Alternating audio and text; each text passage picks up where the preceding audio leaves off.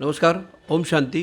अ, सृजनाची एक शक्ती असलेल्या नवरात्रीचा प्रारंभ आता लवकरच होत आहे आणि समाजातील विविध आध्यात्मिक संस्था यासाठी सक्रियतेने कार्यरत आहेत. प्रजापिता ब्रह्मकुमारी ईश्वरी विश्वविद्यालयाच्या उपरी विभागाच्या प्रमुख आणि कोल्हापूरच्या सहप्रमुख सुनिंदा दिदी या ठिकाणी आपल्याबरोबर आहेत. ओम शांती. प्रजापिता ब्रह्मकुमारीज ईश्वरीय विश्वविद्यालय एक आंतरराष्ट्रीय आध्यात्मिक, शैक्षणिक आणि सामाजिक संस्था आहे.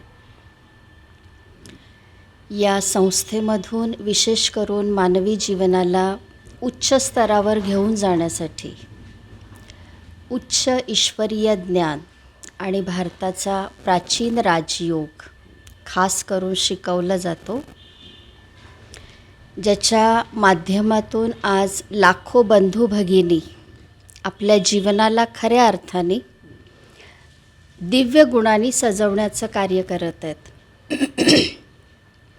या विद्यालयाचं जे ध्येय आहे किंवा उद्दिष्ट आहे ते मानवामध्ये लपलेलं देवत्व जागृत करणं.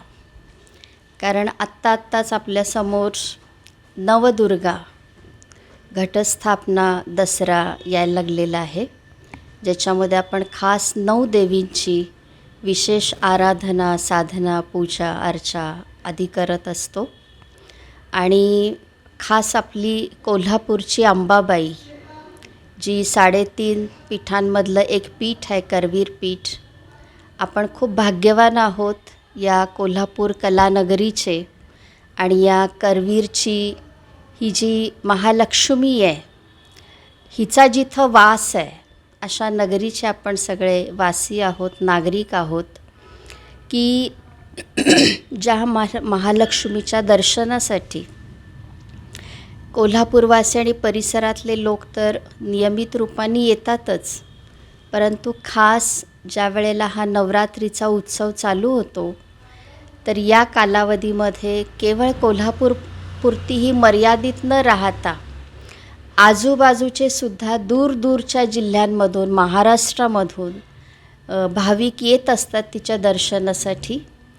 तर आम्हा सर्व कोल्हापूर नगरवासियांचं हे कर्तव्य आहे की तिच्या दर्शनासाठी दुरून आलेले जे भाविक आहेत, भक्त आहेत, त्यांना आपण प्रथम नंबर देऊया, कारण आपण रोजच तिच्या सहवासामध्ये आहोत. अशा इतक्या दुरून ज्या महालक्ष्मीच्या दर्शनासाठी भक्त येतात, तर नक्कीच या महालक्ष्मीने असं काहीतरी कार्य केलेलं आहे की ज्या कार्याची पोचपावती किंवा त्याचा रिझल्ट म्हणून हे लोक इतक्या लांबून येतात. तर असं काय कार्य ह्या अंबाबाईंनी केलेलं आहे की जे आम्हा सगळ्यांना सुद्धा करण्याची आज काळाची गरज आहे. प्रिय बंधू आणि भगिनींनो, सगळ्या भक्तांनो, ब्रह्मकुमारीज विद्यालयाद्वारा तो स्वयं ज्ञानसागर परमात्मा शिवपिता, ज्याला आपण देवांचा देव महादेव म्हणतो, देवाधिदेव महादेव म्हणतो, की जो सर्व देवांना सुद्धा घडवणारा देव आहे.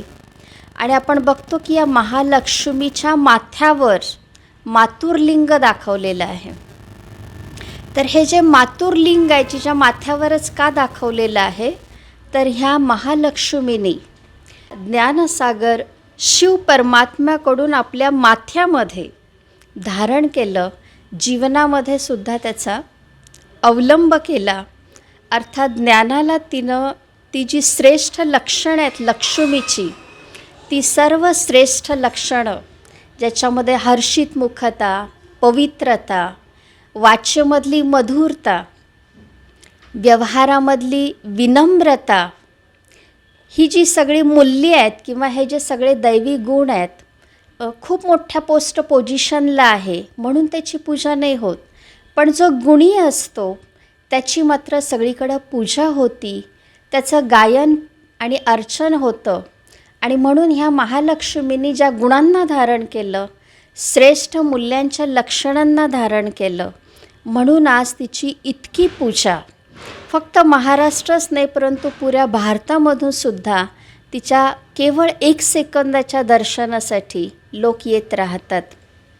या नवदुर्गा महोत्सवाच्या निमित्ताने तुम्हा सर्व भाविकांना हाच संदेश द्यायचा आहे की या महोत्सवामध्ये आपण ज्या नवदुर्गांचं पूजन करतो, जी अंबा माता आहे, ही अंबाबाई जिला महालक्ष्मी पण म्हणतो, अंबा माता अर्थात जिनं सर्वांच्या मनोकामना पूर्ण केलेल्या आहेत.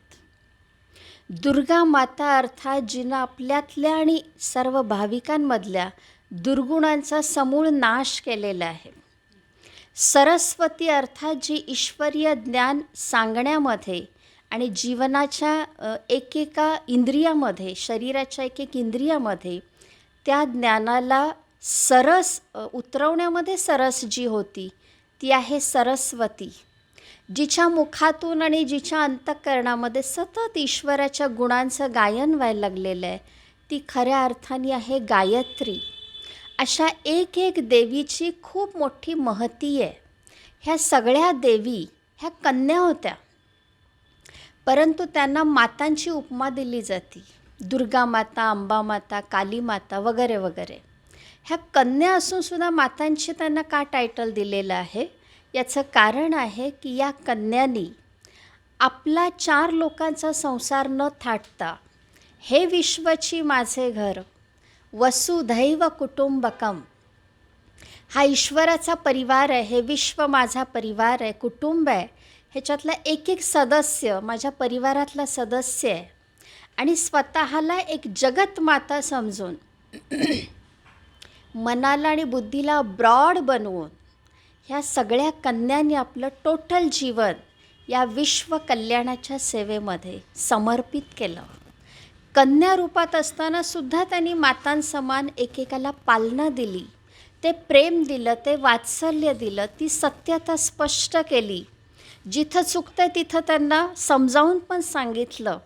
अशा पद्धतीनं एकेकाला त्यांनी घडवण्याचं काम केलेलं आहे, जे मातेचं काम असतं. आणि म्हणून ह्या कन्या असूनसुद्धा ह्यांना मातांचं टायटल दिलं जातं. या निमित्ताने मला हाच सर्वांना संदेश द्यायचा आहे की या नवदुर्गांची आपण पूजा अर्चा तर करतच आहोत, पण माझ्या प्रिय भक्तांनो आणि बंधू भगिनींनो, फक्त पूजा करून आपण या देवींची इच्छा पूर्ण नाही करू शकणार की ज्यांची इच्छा आहे माझ्या समान माझ्या भाविकांनीसुद्धा देवीचं स्वरूप, देवाचं स्वरूप धारण करावं. आणि देव अर्थात देणारा, दान आणि वरदान देणारा. आपल्याला सर्वांना त्या देवीप्रमाणे इतरांना प्रेम द्यायचं आहे, इतरांना सुख द्यायचं आहे, इतरांना खुशी द्यायची आहे, सत्य ज्ञान द्यायचं आहे, अर्थात चांगल्या दिशेला त्यांना घेऊन जायचं आहे. हीच खरी दान आणि वरदानाची जी मोठी भूमिका आहे ही आपल्याला करायची आहे. चांगल्या कल्याणाच्या भावना निर्माण करूया. सगळ्यांचं भलं होऊ दे, सगळ्यांचं कल्याण होऊ दे, सगळे सुखी, स्वस्थ आणि मस्त राहू देत. आपण सर्वांच्या बरोबर खूप गोडी गुलाबीनी बोलूया. आपल्या शब्दांमधलं माधुर्य त्यांना ती मधासारखी टेस्ट देत राहू दे. आपलं जे कर्म आहे, आपला जो व्यवहार आहे, तो सर्वांच्या बरोबर खूप सन्मानाचा, सहयोगाचा राहू दे. याच्यामधूनच आपल्या संबंधांमध्ये ती सद्भावना निर्माण होत राहील. संबंध बिघडलेले सुधारत जातील, एक गोडवा त्या संबंधामध्ये निर्माण होईल आणि खऱ्या अर्थाने आपण राष्ट्राला एकात्मतेच्या सूत्रामध्ये, स्नेहाच्या सूत्रामध्ये बांधू शकू. हाच संदेश या देवी पण आपल्याला देत आहेत. आणि या नवदुर्गा महोत्सवाच्या माध्यमातून तो जो परमात्मा पिता आहे, जो समस्त जगताचा नियंता आहे, जगताचा उद्धार करत आहे, तो या धर्तीवर येऊन हे जे विश्व कल्याणाचं कार्य करत आहे, आपण त्याच्याशी सुद्धा आपल्या मन आणि बुद्धीची तार जोडूया, त्याचं थोडा वेळ ध्यान करूया आणि त्याच्यामध्ये असणारी जी सुख आहे, शांती आहे, शक्ती आहे, ह्या सगळ्या गुणांना आणि शक्तींना आपण आपल्या जीवनाचं एक अंग बनवूया. वर्षा रूपामध्ये त्याच्याकडून ही आपण प्राप्त करूया, जे देवींनीसुद्धा प्राप्त केलेलं आहे. आणि म्हणूनच महालक्ष्मीच्या माथ्यावरती मातुरलिंग दाखवलेलं आहे. अर्थात तिनं त्याचं ध्यान करून त्याचं ज्ञानश्रवण करून या सगळ्या गुणशक्तींचा वारसा हक्क तिनं प्राप्त केला आणि अनेकांनासुद्धा दिला. आपणसुद्धा याच अंबाबाई समान, सर्व नवदुर्गांसमान त्याच्याकडून ह्या सगळ्या प्रॉपर्टीला घेऊया आणि समस्त जगतातल्या आपल्याच भावंडांना हा वारसा देत राहूया. आणि उर्वरित आपलं जे आयुष्य आहे हे या नवदुर्गांसमान सुखाने, समाधानाने, आनंदाने आणि खुशीने जगूया, इतरांनासुद्धा जगायला देऊया.